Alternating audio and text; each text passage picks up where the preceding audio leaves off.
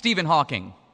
Just say a word about him, just to give you an idea of the, in a sense, nonsensical arguments to which atheists are reduced. And what's an imaginary number?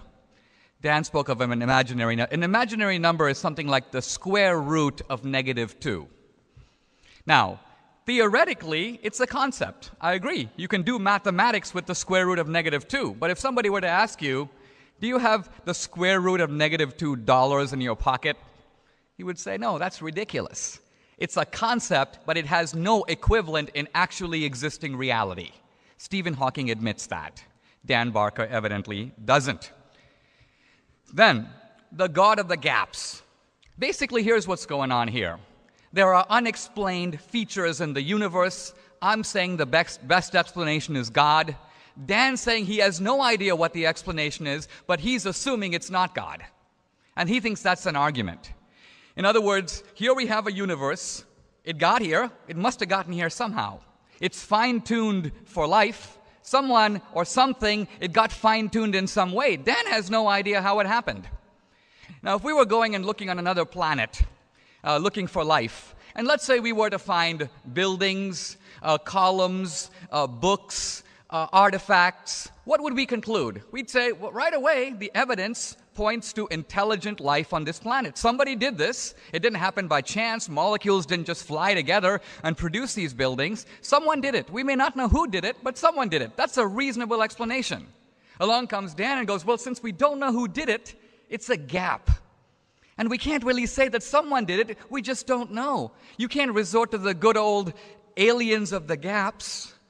But we would say, of course we can. We have signs of intelligence, and all we are doing is legitimately inferring that some intelligent being did this. We call that being God. That's all that the argument calls for. It's the best explanation available to us now. Maybe Dan will have some new facts in 20 years and come back and present them. But as of now, he has none. What's interesting about this gaps, well, we would say, of course we can. We have signs of intelligence, and all we are doing is legitimately inferring that some intelligent being did this. We call that being God. That's all that the argument calls for. It's the best explanation available to us now. Maybe Dan will have some new facts in 20 years and come back and present them. But as of now, he has none. What's interesting about this business of gaps, I should tell you, is that for the atheist, a gap is a nuisance. The atheist goes, well, you know, there's this little gap. We scientists haven't figured it out yet. Tomorrow we'll have an answer, or next week or next year. This is a very unscientific way to argue. Why? Because true scientists love gaps.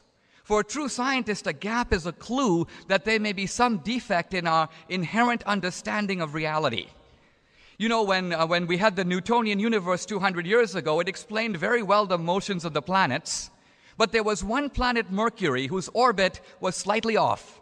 Newton couldn't predict it. It was a few degrees of angle off. A gap.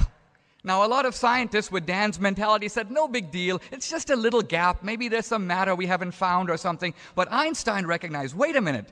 Newton's theory, this gap means that Newton's theory is in a way wrong.